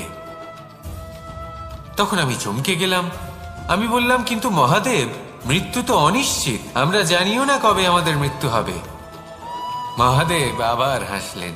উনি বললেন যে, যদি আমরা এভাবে জীবন কাটাই যে আমরা জীবনের প্রত্যেক দিন, প্রত্যেক মুহূর্ত, প্রত্যেক প্রহর শেষ বলে মনে করি, তাহলে আমাদের সমস্ত জীবন আনন্দের সাথেই অতিবাহিত হবে।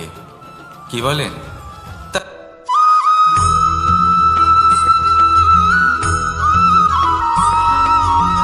এই সংসারের সব থেকে গুরুত্বপূর্ণ তত্ত্ব কোনটা? প্রথম হলো সময়।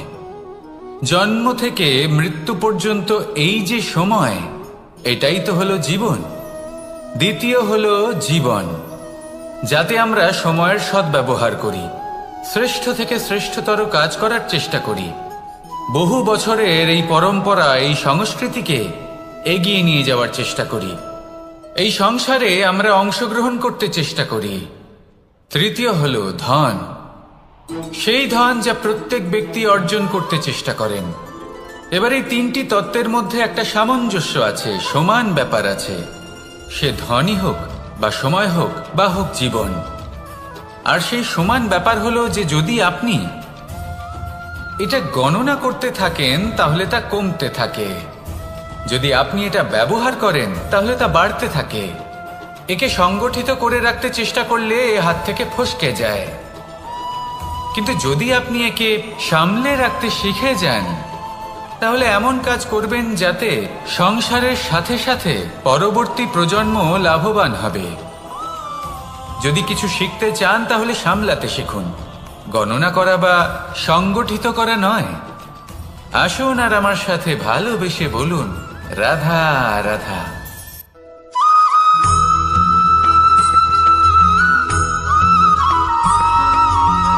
যখন আমরা কোনো বনে প্রবেশ করি, তখন এই সবুজ ঘাস দেখে, এই কোমল ঘাস দেখে আমাদের মন প্রফুল্ল হয়ে ওঠে। ভিন্ন ভিন্ন প্রজাতির ফুল, ভিন্ন ভিন্ন রঙের ফুল দেখে এই মন আনন্দে ভরে ওঠে। এখানে শিশুরা আনন্দ লাভ করে, বড়রা ভোজন গ্রহণ করেন, কথাবার্তা বলেন, হাঁটাহাঁটি করে বেড়ান। এবার ভেবে দেখুন, যখন এই উপবনের নির্মাণ হয়েছিল সেই সময় যদি এই মাটিকে সঠিকভাবে খনন না করা হতো, যদি তাতে সঠিকভাবে বীজ রোপণ না করা হতো, যদি কোনো সংঘর্ষ না হতো, পরিশ্রম না করা হতো, যদি চলতে চলতে পায়ে কাঁটা না বিঁধে যেত, তাহলে এই সুন্দর বন দেখে আমরা কি এই আনন্দ লাভ করতে পারতাম? কখনোই নয়। ধরুন কোনো নদীর তটে সুন্দর একটি বন আছে, সেই বনের আনন্দ লাভ করতে গেলে আপনাকে সেই নদী পার করতেই হবে। যদি সুখের নদীর কাছে পৌঁছতে চান, তাহলে তটে যে কাঁটা রয়েছে সেগুলোর সাথে সংঘর্ষ করতেই হবে। এই সংসারে যদি আপনি সুখ লাভ করতে চান, তাহলে সুখ লাভের এই যাত্রা শুরু করতে হবে সংঘর্ষ দ্বারা। তাহলে সংঘর্ষকে স্বাগত জানান, এর পেছনেই সুখ রয়েছে যা আপনার জন্য অপেক্ষা করছে। এবার হাসুন আর আমার সাথে ভালোবেসে বলুন, রাধা।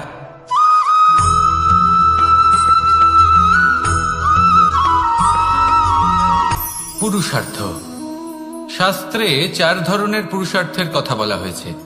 প্রথম হলো ধর্ম। আপনি কি জানেন এই ধর্ম আসলে কি? আপনার কি মনে হয় ধর্ম আসলে কি? কোনো বিশেষ ঈশ্বরকে মানাই কি ধর্ম বলা হয়? নাকি কোনো বিশেষ রীতি পালন করাই হলো ধর্ম?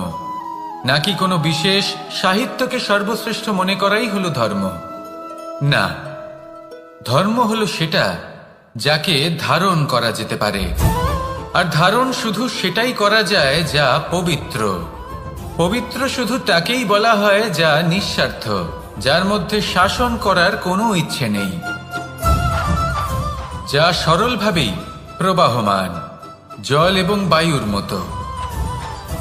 যখন কোনো ব্যক্তি ধর্মকে ধারণ করেন এবং সেই ধর্ম সেই ব্যক্তিকে রক্ষা করে, তখন তাকে ধর্ম বলা হয়। ধর্ম যা রক্ষা করে অহংকার থেকে, খারাপ চিন্তার হাত থেকে। সেই জন্য পুরুষার্থ গড়ে তোলার আগে, ধর্ম পালন করার আগে ধর্মের প্রকৃত অর্থ কি সেটা বুঝে নিন। এটা জেনে রাখুন যে সমস্ত ধর্মের আধার, সমস্ত ধর্মের ভিত শুধুমাত্র ভালোবাসা। আসুন আর এই ভালোবাসার সাথেই বলুন, রাধা রাধা।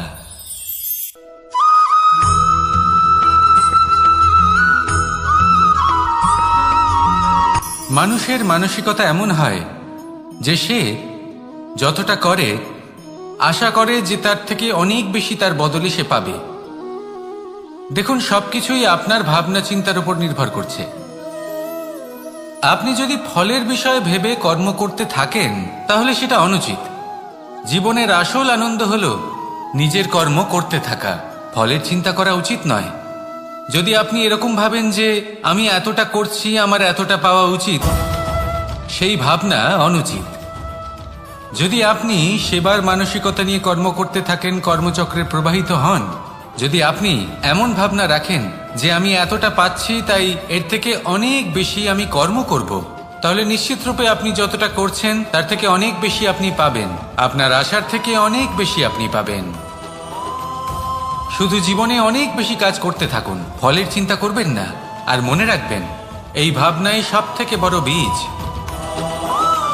কর্মের উপর বিশ্বাস রাখুন। জীবনে যা যা আপনি চান সবই সুখময় হবে। আসুন আর আমার সাথে ভালোবেসে বলুন, রাধা রাধা।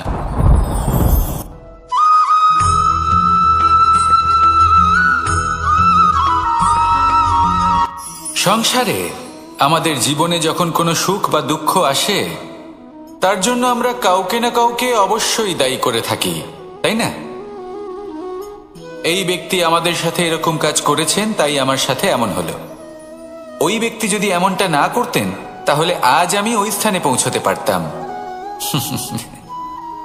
সবই আপনার দৃষ্টিভঙ্গির উপর নির্ভরশীল, আর যদি আপনার দৃষ্টিভঙ্গি এমন হয় তাহলে তা অনুচিত। সত্যি কথা বলতে এই সংসারে ভিন্ন ভিন্ন ধরনের মানুষ আছে। এটা আপনার উপর নির্ভর করছে কিভাবে তাদের স্বাগত জানাবেন। একবার ভাবুন, আমি আমার দুটো হাত সামনে নিয়ে এলাম, দুটো মুঠো খুলে দিলাম। দুই প্রকারের মানুষ আসবেন, কিছু না কিছু দিয়ে যাবেন।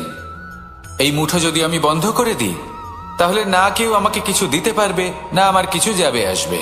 নিশ্চয়ই বুঝতে পারছেন এই দুই ধরনের ব্যক্তি কারা এবং তারা কি দিয়ে যান। আমি যদি নিজের মুঠো খুলে দিই তাহলে কিছু ভালো মানুষ আসবেন, আমাকে আনন্দ, সন্তুষ্টি, জ্ঞান প্রদান করে যাবেন, ভালো অভিজ্ঞতা দিয়ে যাবেন। কোনো খারাপ ব্যক্তি যদি আসেন তাহলে তিনিও খারাপ অভিজ্ঞতা দেবেন, যার থেকে আমি শিক্ষা লাভ করব। এই সব কিছু আমি লাভ করতে পারি। মুঠো যদি বন্ধ করে রাখি তাহলে আমি কিছুই পাবো না। দেখুন, এই সংসারে প্রত্যেকের জীবন এইরকম। প্রত্যেকের জীবনে সবকিছুই আছে, ভালো খারাপ দুই মানুষই আছে, ভালো অভিজ্ঞতা আছে, খারাপ অভিজ্ঞতা আছে। নির্ভর করছে আপনার উপর যে আপনি কি করবেন, এনাদের স্বাগত কিভাবে জানাবেন, কার থেকে কি বুঝবেন, কি শিখতে পারবেন, আর কোন দৃষ্টিভঙ্গি নিয়ে অগ্রসর হবেন।